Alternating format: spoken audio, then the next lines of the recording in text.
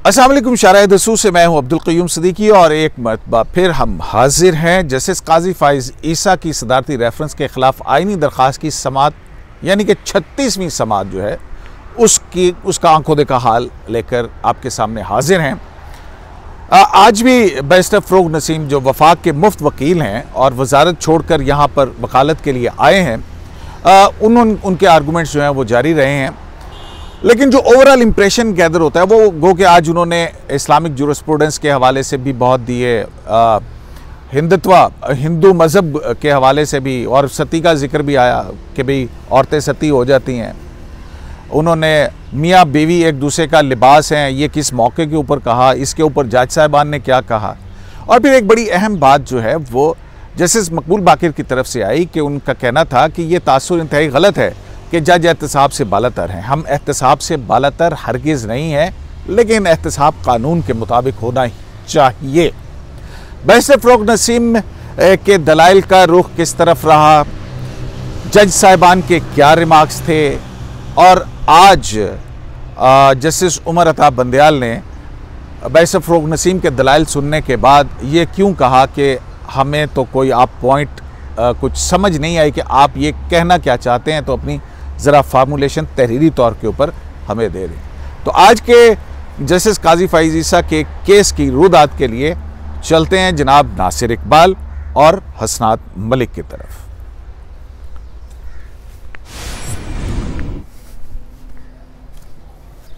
जी नासिर साहब और हसनात साहब, वेलकम। भाई ये क्या कर रहे हैं बैरिस्टर फ़रोग़ नसीम मुफ्त के वकील जो हैं वो आज तो 6 दिन हो गए, लेकिन कोई अदालत जो है वो फिर उनसे सवाल ही सवाल पूछती जा रही है और सवाल का जवाब भी नहीं वो दे रहे। तो हो क्या रहा है? आज उन्होंने क्या कुछ कहा? ये मियाँ बीवी का जिक्र कहाँ से आ गया? ये हिंदू मज़हब के अंदर सती होने का कहाँ से जिक्र आ गया? क्या हुआ क्या आज? क़य्यूम साहब, जिस तरह आपने बात शुरू की ना, पहले आपने एक बात की थी कि आज फ़रोग़ नसीम साहब के जो आर्गूमेंट्स का क्या रुख रहा, वो मैं उस पर टच करके बाकी आपके सवाल का जवाब देता हूँ। हाँ। जब केस शुरू हुआ ना, तो जस्टिस उमर अता बंदयाल साहब जो इस 10 मेंबर बेंच को लीड कर रहे हैं, उन्होंने आते ही ये कहा कि आपने कल बहुत अच्छे गुड पॉइंट्स कल वो इस्टेब्लिश, आपने कल अच्छे गुड पॉइंट्स बनाए हैं, लेकिन those were without any punch line. ठीक है। अच्छा। तो उन्होंने कहा कि आपने क्यों, मतलब मुझे समझ नहीं है पंच लाइन की, मतलब वो पंच नहीं मारा, पंच नहीं, मतलब उसमें कोई एम्फेसिस नहीं है, आपकी कोई कंक्लूजन नहीं है। अच्छा। मतलब आपने पॉइंट तो उठा दिया, लेकिन उसको कंक्लूड नहीं किया है कि आप कहना क्या चाहते हैं, कि इस सारे बैकग्राउंड के बाद आप कहना क्या, लीगली आप क्या पॉइंट है? ठीक है। और फिर दूसरा उन्होंने कहा कि जो कोड ऑफ कंडक्ट है वो सिर्फ इस्लामिक जूरिस्प्रूडेंस पे नहीं है, और भी इसमें बहुत कुछ है, और जिसमें फिनेंशियल ऑब्लिगेशन है, मोरल ऑब्लिगेशन है, एथिकल ऑब्लिगेशन है, और भी बहुत सारी, मतलब बहुत सारी चीज़ों का है। और हाँ। सेकेंडली जस्टिस मकबूल बाकिर साहब जो बहुत सीनियर मोस्ट जज हैं, उनकी भी एक बड़े मज़े की ऑब्जर्वेशन है। उन्होंने कहा कि डॉक्टर फ़रूख़ साहब, आप जो हैं बहुत हाई कैलिबर के, आपका कैलिबर बहुत ऊंचा है, आप बहुत अच्छे वकील हैं, हम आपसे असिस्टेंस भी उसी लेवल की चाहते हैं, तो आप हमें कन्विंस करें। तो दूसरा आपने जो बात छेड़ी है ये बेगम और हदसती, वो हुआ ये है कि डॉक्टर फ़रोग़ नसीम साहब जो फेडरल गवर्नमेंट को रिप्रेजेंट कर रहे हैं, आज उन्होंने फेडरल शरीयत कोर्ट की एक जजमेंट साइट की, जिस पे वो ये कहना चाह रहे थे कि जो हस्बैंड एंड वाइफ की इतनी क्लोज प्रॉक्सिमिटी है कि उन्होंने कुरान शरीफ का हवाला देते हुए ये कहा है कि ये एक दूसरे का लिबास हैं। तो इस पे जस्टिस सजाद अली साहब ने उनसे पूछा कि आप कॉन्टेक्स्ट तो पढ़ें ना, ये कोई और कॉन्टेक्स्ट में बात की गई है, उस केस का पूरा ये आयत जो है किस सियाक़ो सबाक़ में उतरी है, उसका क्या सियाक़ो सबाक़ क्या है? बिल्कुल। तो हाँ, और आप इसको कहाँ ला के जोड़ रहे हैं? बिल्कुल, उन्होंने कहा कि ये किसी और कॉन्टेक्स्ट में, कॉन्टेक्स्ट उसका डिफरेंट था कि वो रोज़ों में मियाँ बीवी के जो मामलात होते हैं, उसकी मामलात क्या मतलब? अज़दवाजी मामलात अच्छा। थे, उस सिलसिले में ये आया था। बहुत शर्मीले हैं आप। तो इस लिहाज से तो फिर इस पे जस्टिस काजी अमीनुद्दीन साहब ने भी ये कहा था कि आप हमें बहुत डिफ़िकल्ट एरिना में पुश कर रहे हैं। फिर उन्होंने कहा कि आप जो ये इस्टेब्लिश करना चाह रहे हैं कि बहुत यानी कि क्लोज प्रॉक्सिमिटी की वजह से कुर्बतदारी, मियाँ बीवी की कुर्बतदारी का था एक्चुअली, वो उनका पॉइंट यही है कि मियाँ बीवी जो है अगर करते हैं तो एक दूसरे के अमाल के जिम्मेदार हैं, मतलब वो ये कहना चाह रहे हैं ना असल तो में। उन्होंने कहा ये जो प्रिंसिपल आप इस्टेब्लिश कर रहे हैं, क्या ये गैर मज़हब के जो लोग हैं जो पाकिस्तान में रहते हैं उन पे भी लागू होगा? तो इस पे फ़ारूक नसीम साहब ने कहा था कि बिल्कुल जी हाँ, हिंदुज़म जो है उनमें तो और भी सख्ती है। वहाँ तो अगर हस्बैंड मर जाए तो जो उनकी वाइफ्स होती थी वो सती हो जाया करती थी। तो लेकिन ये क्या आर्गूमेंट हुआ? ये आर्गूमेंट इसी तरह बार बार यही तो वो कह रहे हैं कि देखिए सिर्फ तो क्रिश्चियनिटी का भी हवाला दिया था उन्होंने कोई इसका मियां बीवी के ताल्लुकदारी का, वो इस्लामिक इंजेक्शंस पे ही हैं। लेकिन उन्होंने कुछ फ़ौरन से दो जजमेंट्स साइट की थी। एक तो प्रीवी काउंसिल की एक चीफ जस्टिस साहब होते थे जिब्राल्टर के, जो मैं समझ सकूँ जिब्राल्टर ही के कोई चीफ जस्टिस थे, तो उनकी बेगम थी वो सॉलिसिटर थी। तो उन्होंने वहाँ की जो बार थी उस पर कोई ख़त लिख दिया था और लाइबल सूट फाइल कर दिया था। तो इस पे फिर प्रोसीडिंग्स चली और चीफ जस्टिस साहब को जाना पड़ा था। फ़ारूक नसीम साहब ये इस्टेब्लिश कर रहे थे क्योंकि मियाँ बीवी की इतनी क्लोज प्रॉक्सिमिटी, मतलब है कि उनका ये कहना था कि एक जज की अहलिया ने बार को ख़त लिख दिया तो उस जज को जाना पड़ा था, अपने ओहदे से घर से जाना पड़ा था। और यहाँ तो मामला करोड़ों की जायदादों का, यहाँ मामला डिफरेंट है, वो मिसकंडक्ट का इशू था। अभी तो आपने साबित करना है कि मिसकंडक्ट है। हाँ अभी तो नहीं तो अच्छा, उस पर फिर जज साहबान ने क्या कहा उनके इस पे? जज साहबान बेसिकली यही कह रहे थे कि वो मिसकंडक्ट का इशू है। उसमें जो है उन पे ये एलिगेशन था कि उन्होंने हाइड किया है। तो यहाँ तो ये एलिगेशन, ये दूसरा उन्होंने इंडियन एक सुप्रीम कोर्ट से की एक हवाला दिया था कि उसमें एक जज थे, उनकी बेगम साहिबा थी, उनके प्रॉपर्टीज़ थी, तो उनकी भी प्रोसीडिंग्स हुई। तो जुडिशल काउंसिल में फिर उनको भी जज साहब को भी जाना पड़ा। तो कोर्ट बार बार उनसे यही कह रही थी कि वहाँ भी मिसकंडक्ट साबित हो गई थी। और उसमें ये था कि हस्बैंड एंड वाइफ जो है वो उन्होंने हाइड किया था। अगर उन्होंने हाइड ना किया होता तो ये उन पे एलिगेशन है कि उन्होंने हाइड किया है हस्बैंड साहब ने प्रॉपर्टीज़ बेगम की। यहाँ तो जज साहब कह रहे हैं कि मेरी प्रॉपर्टी नहीं है। और बेगम साहिबा जो है वो एक फुल फ्लेज मतलब टैक्स एसेसी हैं, वो टैक्स रिटर्न फाइल करती हैं। और जब वो टैक्स रिटर्न फाइल करती हैं तो वो उनकी एक हैसियत है, वो प्रॉपर्टीज़ बना सकती हैं। आप उनसे कुछ भी नहीं पूछ रहे। जस्टिस मकबूल बाक़िर साहब भी दौरान हियरिंग बार बार उन्होंने कहा है कि आप उनसे 116 की प्रोसीडिंग्स आपने इनिशिएट किया, आप उनसे पूछें कि आपके पास ये प्रॉपर्टीज़ कैसे बनी है, ये इसका सोर्स क्या है, ये जायदाद का। जब वो साबित नहीं कर सकेंगी तो वो अलग बात होगी। लेकिन आप गवर्नमेंट क्यों शायद फील कर रही है कि आप उनसे पूछ क्यों नहीं रहे? हाँ। उनका कहने का मकसद था कि 116 के आपने प्रोसीडिंग शुरू की है और साथ ही आप दूसरी सुप्रीम जुडिशल, तो वो कहते हैं कि सुप्रीम जुडिशल काउंसिल ने शो कॉज नोटिस जारी किया और सुप्रीम जुडिशल काउंसिल ने कहा कि मनी ट्रेल जो है वो दें। वो कहते हैं तो, ये दोनों अलग अलग एक्सक्लूसिव जुरिसडिक्शन है, दो एक्सक्लूसिव प्रोसीडिंग्स हो रही हैं और ये अलग अलग है। वो डिसिप्लिनरी है, वो टैक्स प्रोसीडिंग्स हैं। आप इसको मतलब मिला नहीं सकते, वो बिल्कुल इंडिपेंडेंट हैं दोनों प्रोसीडिंग्स। हाँ हसनात साहब, ये जब ये सारी चीज़ हो रही थी ख़वातीन के हवाले से, हकूक़ के हवाले से, तो जस्टिस मकबूल बाक़िर साहब ने भी कहा था, वो पता नहीं क्या कहा था कि हस्बैंड तो अपनी दूसरी शादी के बारे में नहीं बताते पहली बेगम को, वो क्या कहानी थी? उनका ये कहना था कि अब बात यह है कि जो टैक्स रिटर्न में लिखा हुआ है वर्ड स्पाउस का, वाइफ का नहीं लिखा हुआ, स्पाउस का लिखा। ये भी हो सकता है कि एक खातून जज हो सुप्रीम कोर्ट और उनका मामला और उनके मियाँ पे हो कि जी वो आपने चीज़ नहीं दी।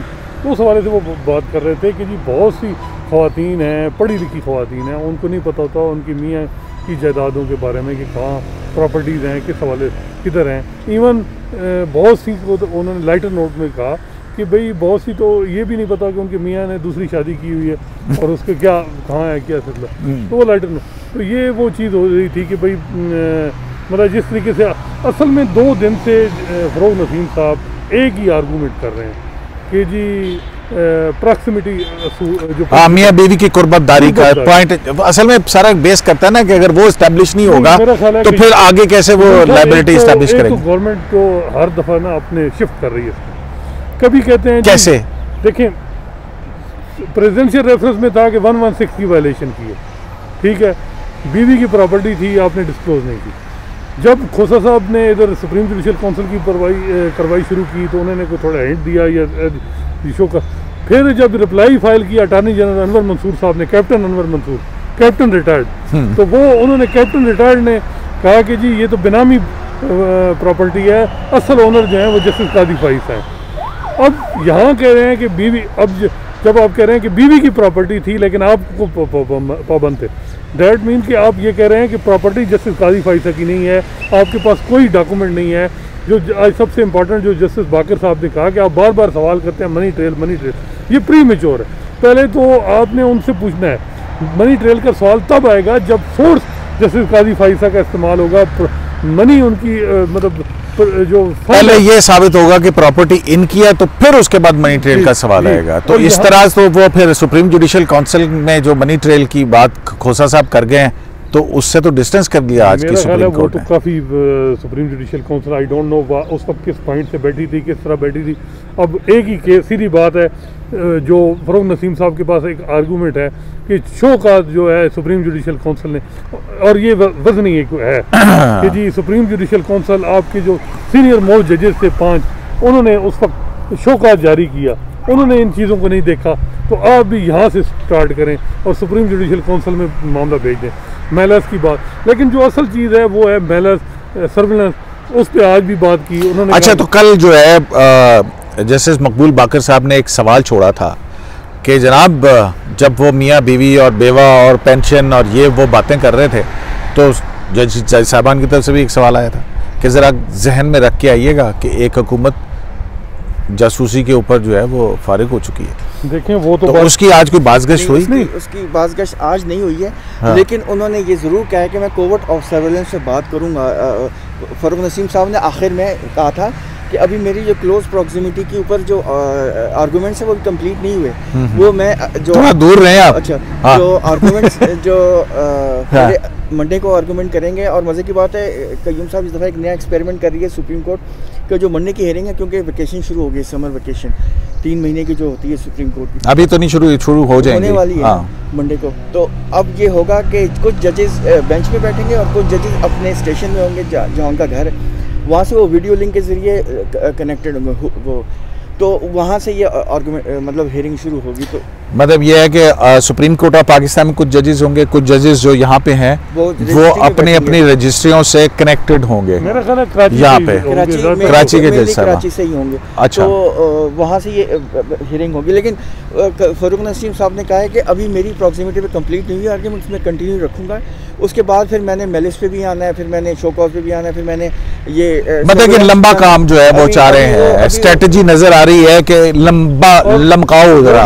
साथ ये भी कह रहे थे कि मैं ये भी करूँगा कि क्या अगर कुछ हुआ भी मेलस भी या ये सब, तो ये ज़रूरत भी है कि एक चीज़ एडमिटेड है तो फिर इन चीज़ों को वो, क्योंकि बार बार वो कहते हैं कि ये एकेडमिक बहस है। हालांकि जस्टिस मुनीब अख्तर ने कहा ये एकेडमिक बहस नहीं है। उन्होंने यूके की सुप्रीम कोर्ट वो जो एक प्रीवी इंटरनेशनल की हवाले से एक था, वहाँ भी एक मैटर था कि शो काज जारी हो गया था, तो उन्होंने शो काज को क्वेश्चन कर दिया था और वो जजमेंट बड़ी इंपॉर्टेंट जजमेंट है। मेरे ख्याल है उसी जजमेंट पे को रिलाय किया जाएगा अगर क्वेश्चन किया जाता है। चलें ठीक है, ये काफ़ी हो गया। मतलब है कि ये चीज़ें तकरीबन सामने आ गई कि वो अभी जो मियाँ बीवी की कुर्बतदारी का पॉइंट एस्टैब्लिश करना चाह रहे हैं। सबसे जो अभी और टाइम लेंगे जजेस जो हैं वो इस चीज़ से, उनका जो ये आर्गूमेंट 2 दिन से कर रहे हैं, अच्छा वकील होता है उसे समझ आए कि यार ये चीज़ अगले कोई बारो कर रहे हैं, वो लग ये रहा था, सीधी बात है, बेंच ऑफेंड हो रहा था कि यार ये क्या बार बार बीवियाँ कुर्बत और मतलब लिबास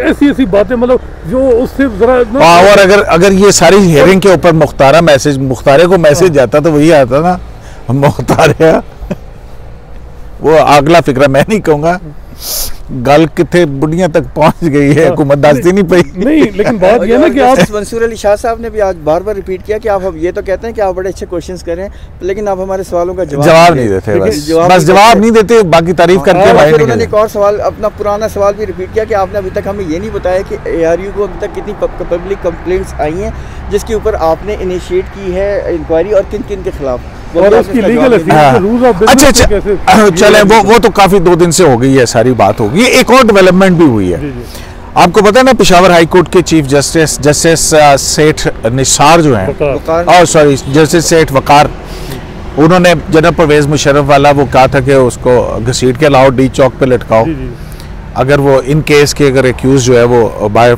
वो हो जाता है फिर उसके बाद जो है वो हुकूमत की तरफ से आया था कि जनाब इनके ख़िलाफ़ हम रेफरेंस दाखिल करेंगे। फिर रेफरेंस तो दाखिल नहीं हुआ, लेकिन जस्टिस वक़ार सेठ ने पिछले दिनों जुडिशल कमीशन ऑफ पाकिस्तान को एक ख़त लिखा था और उस ख़त के अंदर कहा था कि जी लेजिटिमेट एक्सपेक्टेंसी का प्रिंसिपल ये है कि आप मुझे सुप्रीम कोर्ट के अंदर लेके आएँ, आप जूनियर जजों को लेके आ रहे हैं।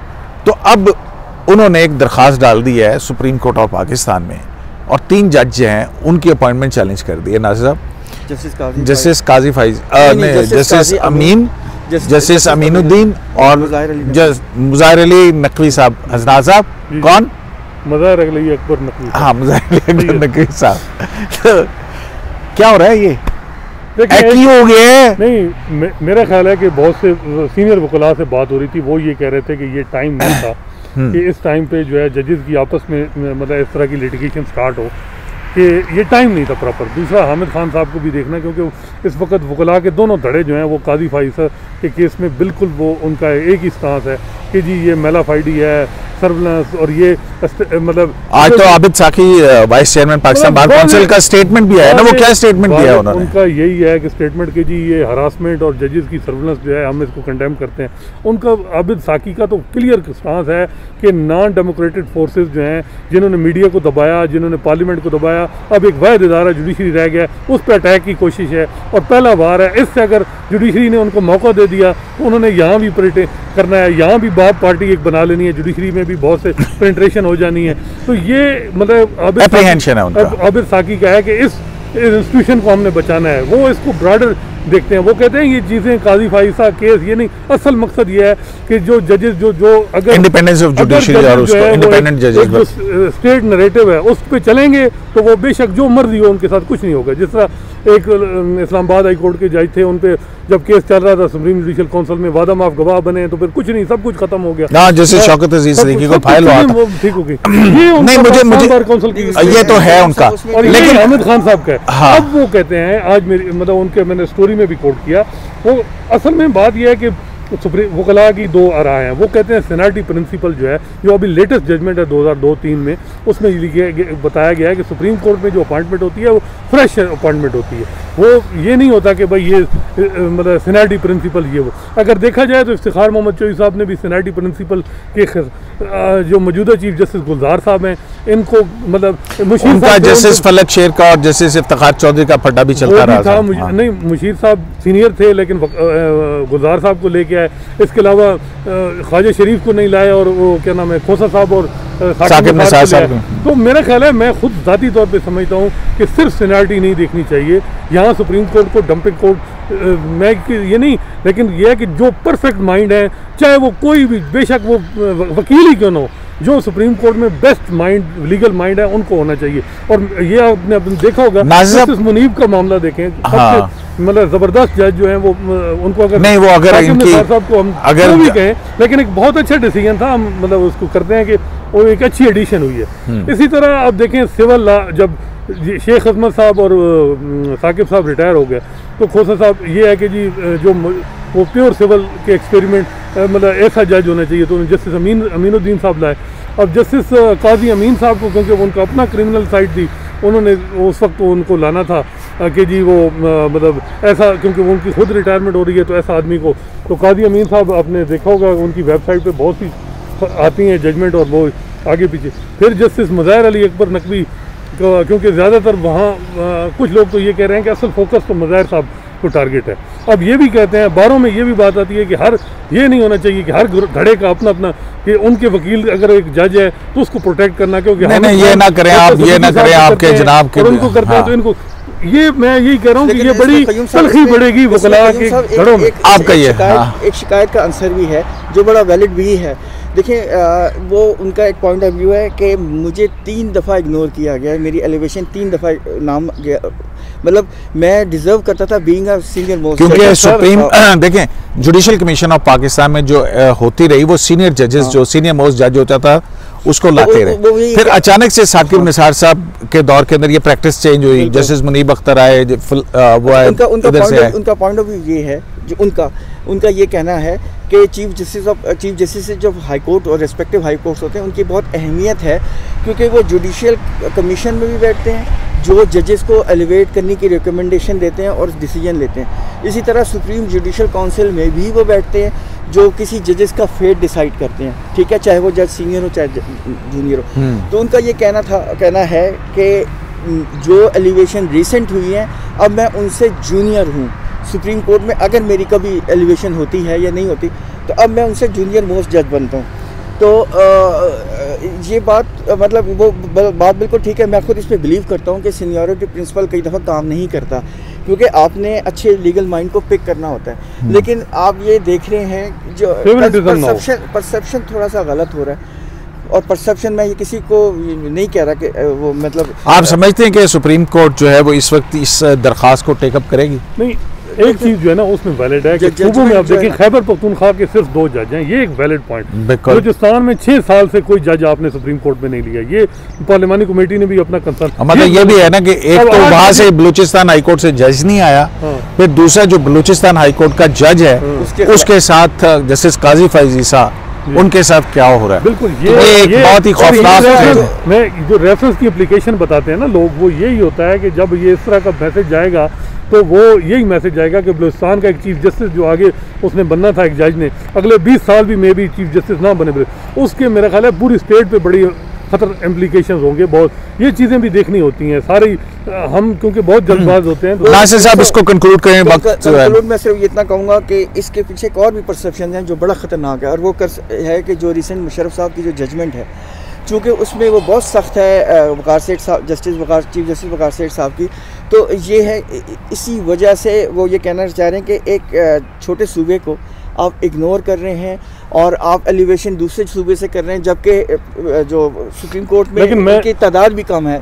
तो बात उनकी सही है कि मुझे क्यों मतलब ये खतरनाक चीज़ है कि इस सतह के ऊपर आकर के ये बात लोगों के जहनों के अंदर आ रही है, मतलब जो कि इंटेलिजेंस है, को ये बात आई थिंक मेरा ख्याल है खुद जजेस को नहीं करनी चाहिए, को अपने आप को प्रेजेंट करना कि मैं मुझे ये मेरा ख्याल अच्छे नहीं, सबको पता है वो बोल्ड है, आउटस्पोकन है, ऐसे जजेस पाकिस्तान में चाहिए। लेकिन बेशक ऐसे हर किस्म का आदमी चाहिए, चाहे कई जुरिस्प्रूडेंस से कई ऐसे हों बोल्ड, कई एनकरेज बड़े बड़े फैसले करने चले नहीं, वो सब आखिरी बात यही है कि ये बात बिल्कुल तय है कि उनकी पिटीशन नहीं करनी चाहिए थी सुप्रीम कोर्ट में, बार करती बार के जरिए। और मेरा ख्याल है हामिद खान साहब को ये थोड़ा सा इसमें एडवाइस करनी चाहिए थी, गलत किया है उन्होंने कि इसमें इनको नहीं करना चाहिए था, और थोड़ा ये चलें। बहुत शुक्रिया आपका हसनात मलिक साहब और नासिर इकबाल साहब।